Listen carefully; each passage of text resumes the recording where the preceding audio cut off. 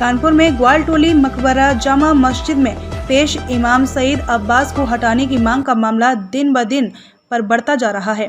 Kanpur press club में press वार्ता करते हुए शिया वक्फ बोर्ड द्वारा बनाई गई मुहाफिज कमेटी की 11 सदस्यीय टीम ने बताया कि शिया जामा मस्जिद मकबरा ग्वालटोली, जो कि शिया सेंट्रल वक्फ बोर्ड ऑफ वक्फ आई 1453 मोतमुद्दुल्ला की संपत्ति है, जिसमें मौलाना अली अब्बास तकरीबन 40 वर्षों से नमाज पढ़ रहे हैं। उनकी आयु 82 वर्ष हो चुकी है।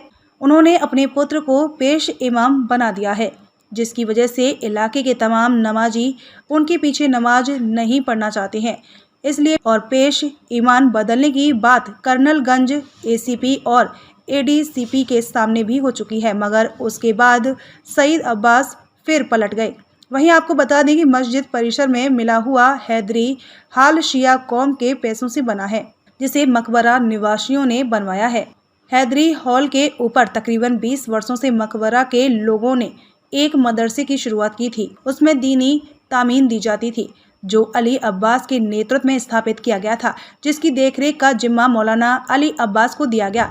कुछ दिनों तक मदरसा चला। उसके बाद मौलाना अली अब्बास ने मदरसा बंद करके अपने बच्चों को वहां पर स्थापित कर दिया। मौलाना शिया कौम के लोगों से हमेशा लड़ते झगड़ते रहते हैं, आपस में झगड़ा कराया करते हैं।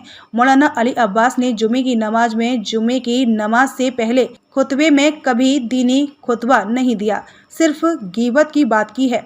मौलाना के लड़के व पोते मस्जिद में नमाज अदा करने जाने वाले लोगों से झगड़ा गाली गलौज हमेशा करते हैं।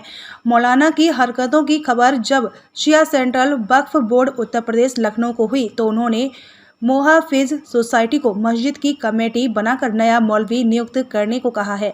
मौलाना की हरकतें सही नहीं है। वह छोटे बच्चों का इस्तेमाल करके पुलिस कमिश्नर कार्यालय भी गया ताकि उसको मस्जिद से हटाया ना जाए। हमारी जिला प्रशासन से यह मांग है कि मस्जिद में नया मौलाना को नियुक्त करने की अनुमति दी जाए, जिससे कि माहौल खराब ना हो। जैसे किसी की मिट्टी हो जाए तो उसमें आप उसका नमाज जनाजा पढ़ा सकते हैं, जुमे के दिन नमाज पढ़ा सकते हैं। अभी कुछ हम लोगों के धार्मिक प्रोग्राम भी हैं जो उस हाल में होते हैं। जैसे हमारे कासिम भाई बैठे हुए हैं, ये 72 ताबूत का प्रोग्राम कराते हैं अंजुमन मासूमिया की तरफ से। अभी इसी साल की बात है, जब अंजुमन मासूमिया वहां पर गई कब्जा लेने के लिए हाल में पुलिस प्रशासन के थ्रू, तो ये देखिए वहां पे किस तरीके से बदमाशी की गई। वहां पे हमारे एसओ साहब मौजूद थे, ये आप देख लीजिए, इसको शामिल कर लीजिए, ठीक है। उसके बाद अब कहने का मकसद ये है कि ये इस तरीके से खुलेआम गुंडाई कर रहे हैं और धमका रहे हैं। अभी हमारे कासिम भाई के पास कल फोन किया सईद अब्बास, जो कि अपने आप को शिया जामा मस्जिद का पेश इमाम कहते हैं, शिया जामा मस्जिद ग्वालटोली का पेश इमाम कहते हैं।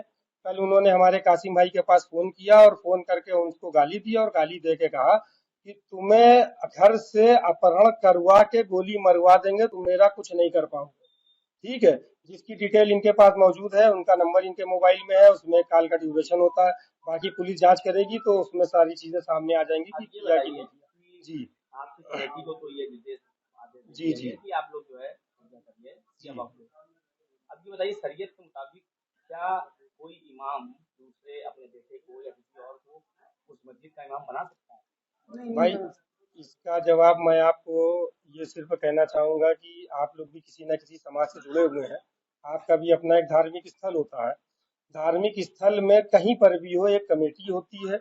वो कमेटी डिसाइड करती है कि उस धार्मिक स्थल में इबादत कौन कराएगा, धार्मिक स्थल में देखभाल कौन करेगा, यानी मौजिन कौन होगा।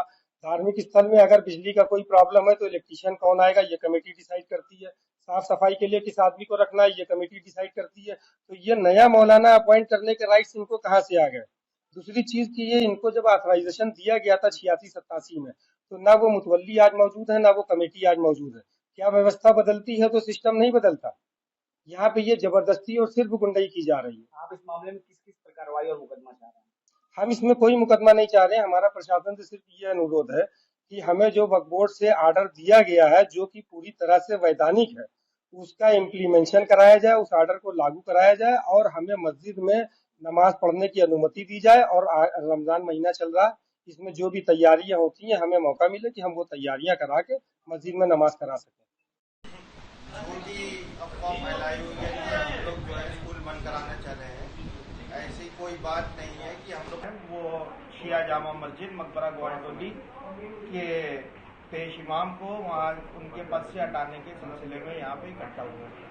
हमारी कमेटी ने जो शिया सेंट्रल वक्फ बोर्ड से नियुक्त की गई है, जिसमें हम लोग मेंबरान हैं और यहाँ पे इकट्ठा हुए हैं कि उनको हम लोग ने सूचित किया कि वो मोहल्ले पे वो नमाज ना पढ़ाए, वहाँ पे दूसरा इमाम नमाज पढ़ाएगा, जो कि हमारी कमेटी ने एक साथ बैठ के इस फैसले को लिया है, क्योंकि वो इस नमाज पढ़ाने के काबिल नहीं है, क्योंकि उन्हीं ने पिछले 40 सालों से तकरीबन वो जो कह रहे हैं, लेकिन ऐसा है इजाजत नहीं देते हैं कि वो नमाज पढ़ाएं। इन सब बातों को मिंबर से बयान करने के बाद लिहाजा हमारी कमेटी ने और मोहल्ले के लोगों ने ये बयान किया, तय किया है कि वो नमाज को, हमारे बड़े भाई आ चुके हैं जनाब कासिम अब्बास साहब, जो जनरल सेक्रेटरी अंजुमन मासूमिया के और इस कमेटी में भी हैं, और वो आपको इसके बारे में और आगे की बातें बताएंगे।